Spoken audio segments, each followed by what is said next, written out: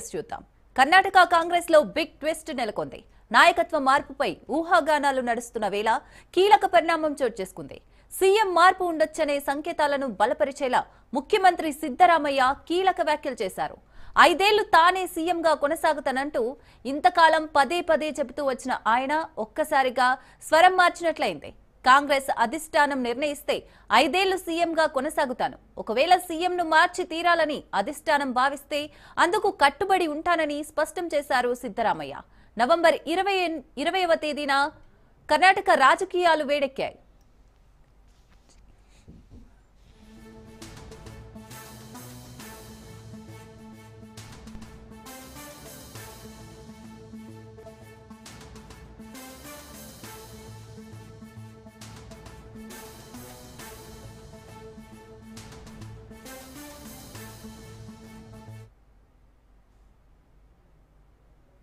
Right, Karnataka Congress కి అయితే Siddaramaiah shock ఇచ్చినట్లుగా తెలుస్తోంది. మరిన్ని డీటెయిల్స్ రాజు అందిస్తారు. రాజు,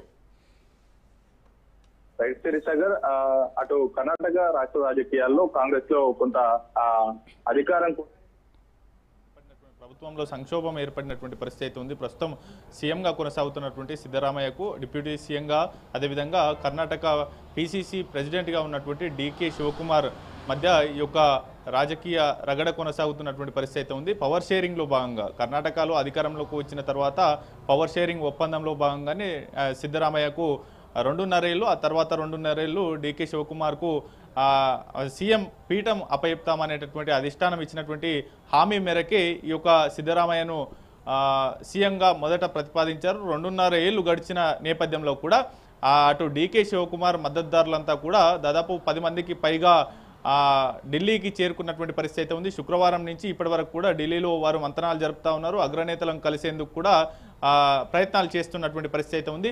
అయితే పవర్ షేరింగ్ అంశాన్ని అధిష్టానం పెద్దల ముందు పెట్టి ఈ యొక్క డీకే శివకుమార్కు సీఎం సీటు అప్పగించే అంశానికి సంబంధించి వారు చర్చలు చేసేందుకు కూడా సిద్ధమైనట్టు తెలుస్తూ ఉంది. దీంట్లో భాగంగానే డీకే శివకుమార్ తమ్ముడు డీకే సురేష్ కూడా ఇటీవల మీడియాతో మాట్లాడుతూ మేము ఇతర ఏ అంశాల కోసం వెళ్ళడం లేదు, డీకే శివకుమార్ కోసమే వెళ్తా ఉన్నాం అనేటటువంటి కామెంట్ చేశారు. వీరితో పాటుగానే పలువురు ఎమ్మెల్యేలు కూడా అస్థిన బాట పడుతుండడంతో కూడా ఈ యొక్క కర్ణాటక రాజకీయాల్లో పూర్తి స్థాయిలో ఒక సంక్షోభానికి ఈ సంక్షోభం ఎటువైపు దారి తీస్తుంది అనేటటువంటి అంశానికి సంబంధించి కొంత ఉత్కంఠ అయితే కొనసాగుతూ ఉంది.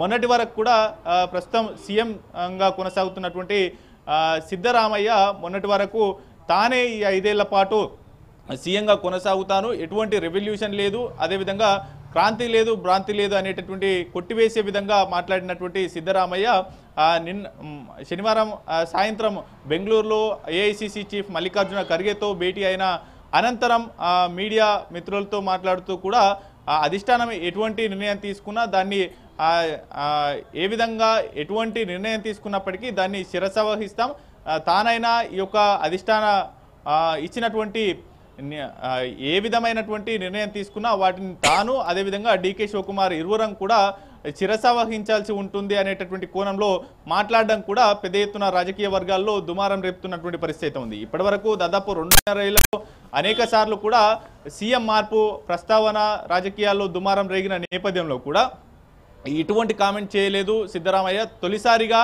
ఏఐసిసి చీఫ్ మల్లికార్జున ఖర్గేతో భేటీ అనంతరం తొలిసారిగా ఇటువంటి కామెంట్స్, అధిష్టానం ఎటువంటి నిర్ణయం తీసుకున్నా అందుకు సిద్ధమే అనేటటువంటి కామెంట్ చేయడం కూడా కొంత ఆయన మాటల్లో అనుమానం రేకెత్తించే విధంగా ఉన్నటువంటి సిచ్యువేషన్ అయితే కనిపిస్తూ ఉంది.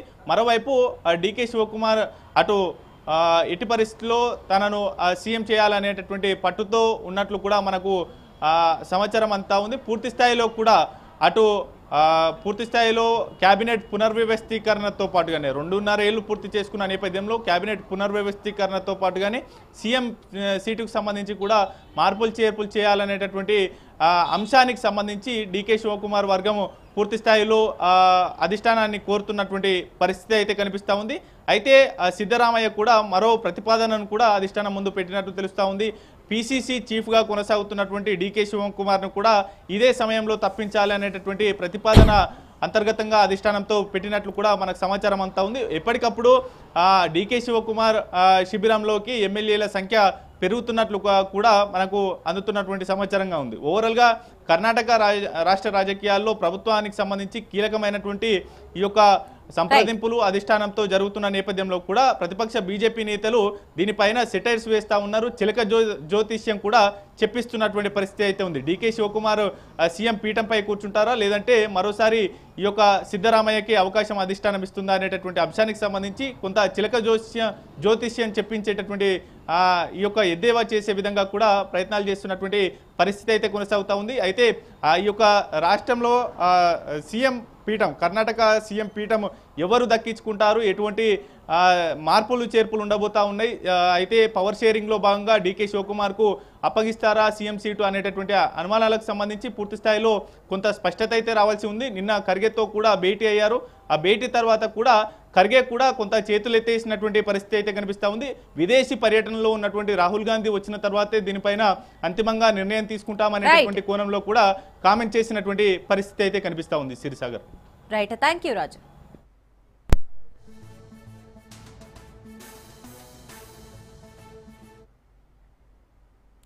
రైట్ నో తెలంగాణ భవన్లో బీఆర్ఎస్ నేతలు మాట్లాడుతున్నారు. లైవ్ చూద్దాం. దాదాపు 7 నెలల పాటు ఏ కార్యక్రమం లేదు. తిరిగి 6/9/2024 నాడు జియో నెంబర్ 199 ద్వారా బీసీ కమిషన్ని అపాయింట్ చేస్తూ ఒక జియోని జారీ చేయడం జరిగింది. బీసీ కమిషన్ జియోలో 2 కీలకమైన అంశాలు కూడా ఉన్నాయి. బీసీ కమిషనే కాకుండా ఈ బీసీ కమిషన్నే డెడికేటెడ్ కమిషన్గా కూడా చేస్తూ ఒక ఆదేశం ఉంది అందులో. అదేవిధంగా ఈ డెడికేటెడ్ కమిషన్ బీసీ కులగణన చేస్తుందని ఉన్నది. అది సరైనది కాదు. యాక్చువల్గా వీరు ఏదైతే అసెంబ్లీలో తీర్మానం చేసినారో ఆ తీర్మానానికి భిన్నమైంది అది. దీని మీద కూడా సమాజం నుంచి వ్యతిరేకత వచ్చింది. సమాజం అంతా కరెక్ట్ కాదని చెప్పింది, మార్చుకోమని చెప్పింది. అయినా వినలేదు. చివరికి రిప్రజెంటేషన్లు ఇచ్చిన తర్వాత కొద్దిమంది కోర్టుకు కూడా వెళ్ళడం జరిగింది. యాక్చువల్గా డెడికేటెడ్ కమిషన్ను కూడా ప్రత్యేకంగా ఆర్టికల్ 340 కింద వేయండి. రాజ్యాంగంలోని 340 కింద వేస్తే దానికి రాష్ట్రపతి గారి అనుమతి ఉంటుంది. దాని మీద మనం చర్యలు తీసుకొని రిజర్వేషన్లు పెంచుకునే అవకాశాలు మనకు రాజ్యాంగ పరంగా వచ్చే అవకాశం ఉంది. కాబట్టి దాని కింద వేయమని చెప్పినప్పటికీ కూడా దాని మీద నిర్లక్ష్యం చేసినారు. నిర్లక్ష్యం చేయడమే కాకుండా మరి వారు అనుకున్నట్టే కమిషన్ని ఏర్పాటు చేసుకున్నారు. న్యాయంగా మేము అందరం కోరింది ఏంటంటే మహారాష్ట్రలో గైక్వాడ్ కమిషన్ చేసిన అనేక వాటిని సుప్రీంకోర్టు కొట్టేసింది. దానికి మళ్ళీ వారు జయంతి బేటా కమిషన్ని మళ్ళీ క్యాస్ట్ సర్వే చేయడానికి వేయాల్సి వచ్చింది. మధ్యప్రదేశ్లో గౌరీశంకర్ బేసన్ కమిషన్ కానీ, గుజరాత్లో జవేరీ కమిషన్ కానీ, ఉత్తరప్రదేశ్లో లోకల్ బాడీస్ డెడికేటెడ్ కమిషన్ కానీ, బీహార్లో జరిగిన సర్వేని కానీ మొత్తం తీసుకొని పనిచేయాల్సిందిగా వాటిని ఆదర్శంగా తీసుకొని చేయడం జరిగింది. చాలామంది మేధావులు కూడా ప్రభుత్వం మీద నమ్మకం ఉంచి మరి రాజేందర్ గారు పాట్నాలో చీఫ్ సెక్రటరీగా పనిచేసిన వాళ్ళు, ఆనాడు బీసీ అక్కడ సర్వేలో ప్రాధాన్యత వహించిన వారిని కూడా హైదరాబాద్ తీసుకొచ్చి అనఫిషియల్గా అధికారులని మంత్రుల్ని కల్పించి అనేక సూచనలు చేసినారు. కానీ వాళ్ళ సూచనలు ఏవి దృష్టిలో తీసుకోకుండా వారు మొత్తం మీద ఈ జియోని మరి మళ్ళీ దాన్ని సరిదిద్దుకుంటూ ఒక జియో నెంబర్ 411 జియో నెంబర్ 49 ద్వారా బాసాని వెంకటేశ్వర్లు గారిని ఏకసభ్య కమిషన్ సభ్యుడిగా ఓ డెడికేటెడ్ కమిషన్ వేసినారు. 10/10/24 నాడు జియో నెంబర్ 18 ద్వారా మళ్ళీ బీసీ కులగణన కాదు, సామాజిక ఆర్థిక విద్య ఉపాధి రాజకీయ కుల సర్వే మొత్తం సమాజానికి చేయడానికి ఒక జియోని కూడా ఇచ్చినారు. అంటే ఆదిలోనే తప్పులు, ఆదిలోనే తప్పుడు జియోలు, తప్పుడు పద్ధతులు, దాని మీద ఒక సరైన ఇది లేకుండా ఒక ఆషామాషి వ్యవహారంగా ప్రభుత్వం వ్యవహరిస్తూ వచ్చింది. వాస్తవంగా ఏదైతే కమిషన్ అపాయింట్ చేసినారో ఆ కమిషన్కే సర్వే చేసే అధికారం ఉండాలి. కానీ దురదృష్టవశాత్తు మన దగ్గర జరిగింది ఏమిటంటే Bhusani Venkateswarlu dedicated commission chairman, ప్రణాళిక శాఖ అనేది ఒక నోడల్ ఏజెన్సీ, దీన్ని పర్యవేక్షించే మనిషి ఉత్తమ్ కుమార్ రెడ్డి గారి నాయకత్వంలో ఉన్న కమిటీ. దీన్ని 3గా చీల్చినారు. ఇవాళ ఈ కమిషన్కు అసలు అక్కడ ఏమవుతుందో తెలియదు, ఆ సర్వే ఏందో తెలియదు. వీరు ఉత్తమ్ కుమార్ రెడ్డి గారు పర్యవేక్షించి ఫైనల్ రిపోర్ట్ చేసిన తర్వాత తప్ప ఈ డెడికేటెడ్ కమిషన్కు దాని మీద ఎటువంటి సమాచారం ఉండే అవకాశం లేదు. మరి ఇంత గ్యాప్తో మొత్తం కార్యక్రమాలని చేయడం జరిగింది. అయినప్పటికీ కూడా ఎన్నిసార్లు చెప్పినా భిన్నమైన రాష్ట్రాల్లో జరిగిన సర్వేలు, అక్కడ సుప్రీంకోర్టులు చేసిన కామెంట్స్, ఆయా హైకోర్టులు చేసిన కామెంట్స్ని దృష్టిలో పెట్టుకొని ఒక శాస్త్రీయంగా చట్టబద్ధంగా చేయాలని చెప్పిన అనేక విషయాల్ని ప్రభుత్వం పెడచెవిన పెట్టిందని చెప్పి ఈ సందర్భంగా తమరికి తెలియజేస్తున్నా. ముఖ్యంగా ఈ సర్వేలలో కూడా సరే డేట్లు వాటి మీద నేను జోలికి పోవడం లేదు. దాదాపు ఒక 40-50 రోజులనే దీన్ని నేను చెప్తున్నా కదా, 6-9 నాటికి అసలు మొదలు కాలేదు. ఆల్మోస్ట్ ఆల్ 10 నెలలు, మళ్ళీ 10-11 నెలలు ఇవన్నీ అయినాయి. ఈ లోపల ఎవరినో సర్వేయర్స్ని అపాయింట్ చేయడం, వారికి ట్రైనింగు, శిక్షణ కార్యక్రమాలు, సర్వే అయిపోయిందని చెప్పి ఒక 3 నుంచి 4 నెలల కాలం, 11 నెలల మొదలైతే ఫిబ్రవరి నాటికి పూర్తి చేసుకున్నారు. కంప్లీట్ అయిపోయిందని చెప్పి మన దగ్గర 4 ఫిబ్రవరి నాడు ఈ డెడికేటెడ్ కమిషన్లు పేర్కొన్న 2 అంశాలు, ఎస్సీ వర్గం మీద షమీమ్ అఖ్తర్ గారి కమిషను, ఈ కులగణన మీద భూసాని వెంకటేశ్వర్ గారి కమిషన్, 2 రిపోర్ట్సు శాసనసభని శాసన మండలిని పిలిచి వాటిలో ఈ రిపోర్ట్లు పెట్టడం జరిగింది. అది అందరికీ తెలుసు. మీకు పెట్టిన రోజు మరి రిపోర్ట్ల రికమెండేషన్స్ మాత్రమే పెట్టిండ్రు, సమగ్రమైన రిపోర్ట్లు పెట్టలేదు. ఆ రిపోర్ట్లు ఈరోజు కూడా శాసనసభకు తెలియదు. న్యాయంగా ఏ కమిషన్ రిపోర్ట్ అయినా వస్తే సమగ్రమైన రిపోర్ట్ని సభలో ముందు పెట్టాలి, సభలో ఆమోదించబడాలి, సభ దాన్ని చేయాలి. ఈరోజు వరకు కూడా శాసనసభలో కానీ శాసన మండలికి కానీ సమగ్రమైన రిపోర్ట్ రాలే, ఓన్లీ రికమెండేషన్స్ మాత్రమే వచ్చినాయి. ఏ పద్ధతి ఎంబడి వచ్చింది, ఏ మెథడాలజీలో చేసినారు, లేదా దాంట్లో ఏమున్నాయి, ఇన్సైట్స్ ఏమున్నాయి, ఎన్ని గ్రామాలలో ఎట్లా ఉంది, లేదా ఏ వ్యవస్థ ఎంత ఉన్నది, ఎన్ని కులాలు ఉన్నాయి ఈ రాష్ట్రంలో, ఆ కులాల జనాభా వృత్తుల వారిగా ఎట్లా ఉంది, వారి జీవన విధానం ఎట్లా ఉందనేది ఈరోజు కూడా సభలో పెట్టిన దాఖలాలు లేవు అనే మాట కూడా ఈ సందర్భంగా నేను మనవి చేస్తున్నాను. వాస్తవంగా 4వ తారీఖు నాడు పెట్టినప్పుడు సభలో మేము అందరం ఉన్నాం. ఆ రోజు ఏమన్నారంటే, ఈ రిపోర్టు ప్రవేశపెడుతున్నాం, దీని మీద ఏమన్నా క్లారిఫికేషన్స్ ఉంటే అడగండి అన్నారు. నో డిస్కషన్స్, వివరాలు ఉంటే అడగండి అన్నారు. అప్పుడే పెట్టినలో అప్పుడే వివరాలు అడగమంటే కూడా అప్పటికి మా మత్స్యనాచారి గారు మిగతా వాళ్ళు అడిగినారు. సరే, దాంట్లో మాకు వచ్చినవి ఏంటంటే, మొదట జనాభా లెక్కలు తక్కువ వస్తుంది. వాస్తవంగా 3,65,00,000 జనాభా 2014లో తెలంగాణ రాష్ట్రం సాకారమైన తర్వాత ఆనాడు జరిగిన సకుటుంబ సర్వేలో వచ్చిన లెక్క. దాంట్లో 1,86,00,000 మంది బీసీలు ఉన్నట్టు లెక్క వచ్చింది. దాంట్లో 1 కోటి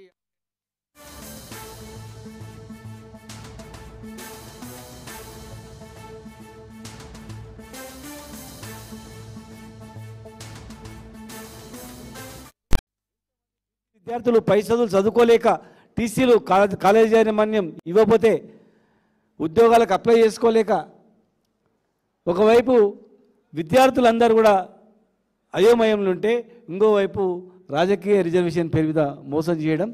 కాంగ్రెస్ పార్టీకి వీళ్లకు ఎలక్షన్ తప్ప ఏం లేదు. ఎలక్షన్ల తప్పు అబద్ధ హామీలతో ఎలక్షన్ బయటపడడం తప్ప వేరే ఆలోచన కూడా లేదు. ఖచ్చితంగా మేము సెమినార్లు పెడతాం, రౌండ్ టేబుల్ సమావేశాలు పెడతాం.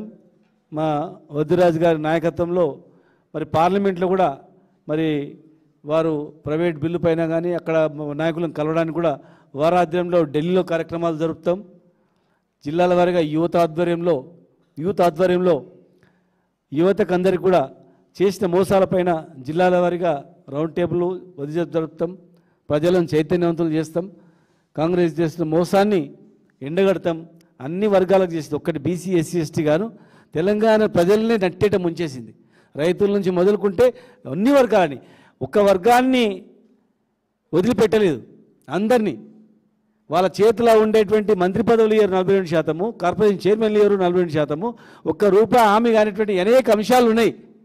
ఇవాళ యాదవులకు తీసుకెళ్తాం 3 లక్షలు ఏమైందని, మహిళల దగ్గరికి వెళ్తాం 2,500 ఏమైంది మీకు ఇచ్చేటువంటిదని, 6,000 పెన్షన్ ఏమైందని, వికలాంగుల దగ్గరికి వెళ్తాం 8,000 పెన్షన్ ఏమైందని, ప్రతి ఒక్క వర్గానికి జరుగుతున్న మోసాన్ని మరి ఈ ఎలక్షన్స్లో అండగడతాం. భవిష్యత్ కార్యాచరణ కూడా త్వరలోనే ప్రకటిస్తాం. వారం రోజులలో మళ్ళా ముఖ్య నాయకులతో సమావేశం ఏర్పాటు చేసుకొని దాన్ని పెద్ద ఎత్తున ఒక ఆందోళన కార్యక్రమం చేయాలనేటువంటిది ఆలోచనతో పార్టీ ఉంది. ఎట్లా బీఆర్ఎస్ పార్టీ అంటే బీసీలకు న్యాయం చేసేది ఒక బీఆర్ఎస్ మాత్రమే, బడుగు బలహీన వర్గాల వారికి అన్ని రంగాలు ఆదుకునేది ఒక కేసీఆర్ గారు మాత్రమే. మార్కెట్ యార్డ్ల రిజర్వేషన్ నుంచి మొదలుకుంటే విద్య, వైద్యం అన్ని రంగాల్లో కూడా ఒక దేశంలోనే అతిపెద్ద మార్పు 1000 గురుకులాలు ఈ అట్టడుగు వర్గాలకు పెట్టింది కూడా బీఆర్ఎస్ పార్టీ. కనుక మరి ఈ లోకల్ రిజర్వేషన్ పైన ప్రజలను చైతన్యవంతులను చేసి ఎండగట్టడానికి త్వరలోనే ఒక కార్యక్రమాన్ని నిర్వహిస్తామని, ఇప్పుడున్నటువంటి విద్యార్థులది మరి ఢిల్లీలో ఉన్నటువంటి కార్యక్రమాలను కూడా పూర్తి వివరాలతో త్వరలోనే వెల్లడిస్తామని చెప్పని మీ అందరూ కూడా తెలియజేస్తారు.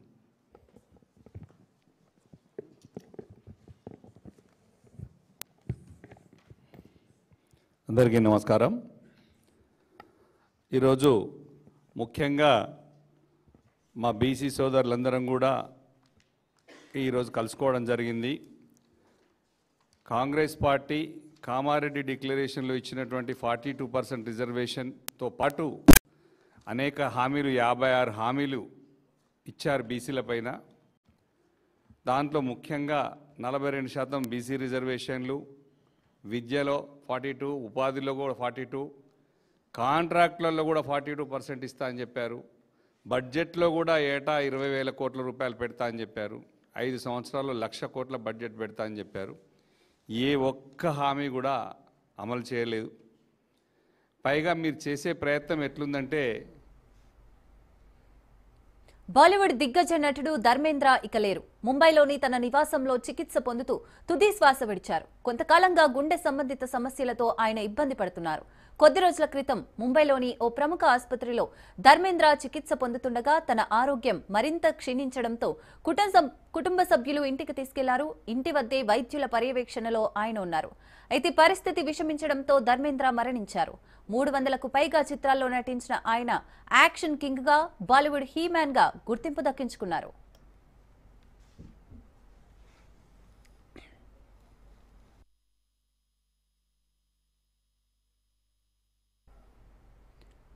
December 1935 డిసెంబర్ 5వ తేదీన జన్మించిన ధర్మేంద్ర అసలు పేరు ధరమ్ సింగ్ డియోల్. ధర్మేంద్ర ప్రకాష్ కౌర్ కు సన్నీ డియోల్, బాబీ డియోల్ సంతానం. ధర్మేంద్ర హేమమాలిని, ఈషా డియోల్, అహానా డియోల్ సంతానం. అత్యంత ప్రాచుర్యం పొందిన షోలేలో వీరు పాత్రలో ధర్మేంద్ర నటించారు. ఆ సినిమా ఆయన సినీ కెరీర్ ను ఓ మలుపు తిప్పింది. ఆలీబాబా ఆర్ 40 చోర్, దోస్త్, dream girl, Sunny, Goyal, loafer, మేరా నామ్ జోకర్ తదితర చిత్రాల్లోనూ నటించారు. రాజస్థాన్లోని బికనీర్ లోక్సభ స్థానం నుంచి నెగ్గి ఎంపీగా కూడా పనిచేశారు. ఆయన మృతి పట్ల సినీ, రాజకీయ ప్రముఖులు సంతాపం తెలియజేస్తున్నారు.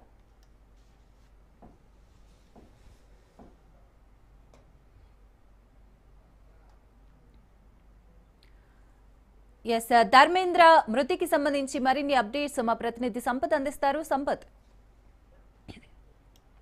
అయితే గత కొంతకాలంగా అనారోగ్యంతో ఏదైతే తనకు శ్వాస తీసుకోవడంలో ఇబ్బంది సీనియర్ నటుడు ధర్మేంద్ర, బాలీవుడ్ సీనియర్ నటుడు ధర్మేంద్ర ఈరోజు ఆయన నివాసంలో 7:30 గంటల ప్రాంతంలో మరణించినట్లు చెప్పడం జరిగింది. ఇప్పటికే ఇటు సినీ ప్రముఖులు కానీ అలాగే రాజకీయ ప్రముఖులు కూడా ఆయన మృతికి సంతాపంగా తెలియజేశారు. అలాగే నరేంద్ర మోడీ, ప్రధానమంత్రి నరేంద్ర మోడీ కూడా భారతీయ నటుని మనకి కోల్పోయాం అనేసి కూడా ట్వీట్ చేసి కూడా ఆత్మ శాంతి గారు సాంకేతిక తెలియజేసిన పరిస్థితి తెలియజేశారు. ఇక్కడ ద్రౌపది, మా రాష్ట్రపతి ద్రౌపది ముర్ము కూడా ఆయన మృతికి సంతాపం తెలియజేస్తూ ఆయన ఆత్మ శాంతి కలగాలని ట్వీట్ చేశారు. అలాగే మా టాలీవుడ్ హీరోస్ అందరూ కూడా ఇక్కడ చిరంజీవి కానీ అలాగే మన రాజకీయ నాయకులు చంద్రబాబు నాయుడు కానీ తెలంగాణ ప్రభుత్వం తెలంగాణ సీఎం అలాగే రేవంత్ రెడ్డి కూడా అలాగే ప్రముఖ రాజకీయ నాయకులు అందరూ కూడా ఆయన ధర్మేంద్ర రెడ్డికి సంతాపం తెలియజేస్తూ కూడా తీర్పు పెట్టడం జరిగింది. ఏదైతే విషయం అయితే గత ఇంతకుముందు కూడా ఆయనకి హెల్త్ కండిషన్ సరిగ్గా ఇక్కడ కూడా హాస్పిటల్ తీసుకెళ్లి పరిస్థితి వెళ్తూ ఉంది. కానీ ఈ మధ్య కాలంలో ఈ వారం రోజుల నుంచి కూడా ఆయన పరిస్థితి కొంచెం ఇబ్బందికరంగా ఉంది. కానీ ఉదయం తెల్లవారుజామున 7 ప్రాంతంలో కూడా ఆయనకు శ్వాస తీసుకోవడానికి కొంచెం ఇబ్బంది ఎదురవడంతోనే ఆయన పబ్లిక్ సెక్టర్ కూడా ఇబ్బంది జరిగింది. ఇబ్బంది చేసుకున్న ఆయన ఎవరైతే ఉన్నారో అందరూ కూడా ఇంటికి రావడం పోలీసులు బారిగేట్స్ పెట్టి ఆయన నివాసం పడ్డారు. ఆ యొక్క సెక్యూరిటీ పెంచినట్టుగా మనకు తెలుస్తా ఉంది. దాదాపు 700కు పైగా సినిమాలు నటించిన ఆయన సోలో సినిమాతో తన పథకానికి ప్రేక్షకుల్లో మర్చిపోయిన గుర్తుగా తీసుకొచ్చారు. ఏదో రైట్, థ్యాంక్ యూ సంపత్.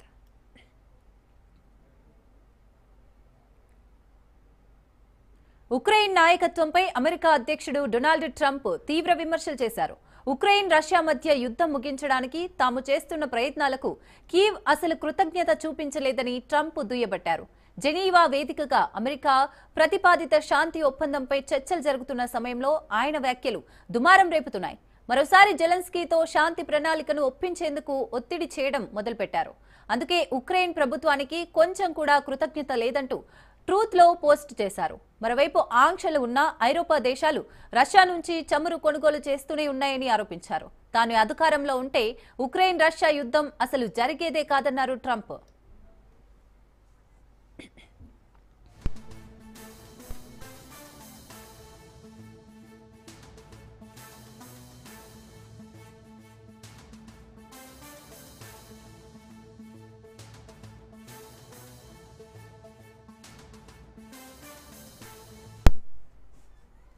రైట్కి ఇదే అంశానికి సంబంధించి మరింత సమాచారం మా ప్రతినిధి సైదులు అందిస్తారు. సైదులు,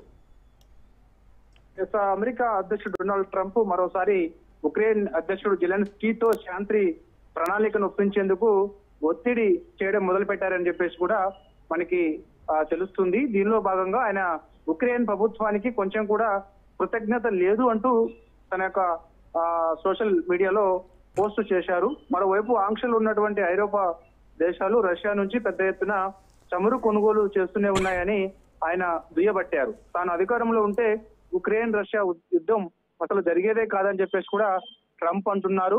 సో ఆనాడు అమెరికా అధ్యక్షుడిగా నేను లేను కాబట్టి నేను ఉండుంటే రష్యా అదేవిధంగా ఉక్రెయిన్ మధ్య జరుగుతున్నటువంటి యుద్ధం స్టార్టింగ్ లోనే నేను అది గుర్తించి వెంటనే రష్యా అధ్యక్షుడు పుతిన్ తోని అదేవిధంగా ఉక్రెయిన్ అధ్యక్షుడు జెలెన్స్కీతో మాట్లాడి చర్చలు జరిపి వెంటనే యుద్ధం ఆపే వాడినని చెప్పేసి కూడా తను చెప్పుకొచ్చాడు.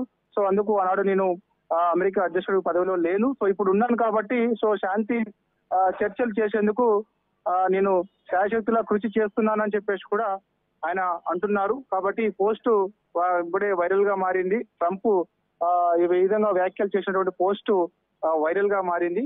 జెలెన్స్కీ అదేవిధంగా ఈ యొక్క స్పందన అంటే ట్రంప్ చేసినటువంటి ఎక్స్ వేదికగా చేసినటువంటి యొక్క పోస్ట్ ఏదైతే ఉందో దానిపైన ఉక్రెయిన్ అధ్యక్షుడు జెలెన్స్కీ స్పందించారు. సో తొలుత అమెరికాకి ఆయన ధన్యవాదాలు కూడా చెప్పుకొచ్చారు. ఎందుకంటే మనకి రష్యా పైన ఉక్రెయిన్ యుద్ధం చేస్తున్న సమయంలో జావిలిన్ క్షిపణులు ఉక్రెయిన్ కి ఇచ్చారు, మా ప్రజల ప్రాణాలు కాపాడారు. సో అమెరికాకు అదేవిధంగా ట్రంప్ కు ధన్యవాదాలు అంటే కూడా జెలెన్స్కీ ఆయనకి కృతజ్ఞత చెప్పుకొచ్చారు. కాబట్టి సో చూడాలి మరిక కేన్ నాయకత్వంపై అమెరికా అధ్యక్షుడు డొనాల్డ్ ట్రంప్ తీవ్ర విమర్శలు చేయడం, అదేవిధంగా ఉక్రెయిన్ రష్యా మధ్య యుద్ధం ముగించడానికి అమెరికా చేస్తున్నటువంటి అసలు కృతజ్ఞత చూపలేదని చెప్పేసి కూడా ట్రంప్ దుయ్యబట్టారు. Right, thank you Saidulu.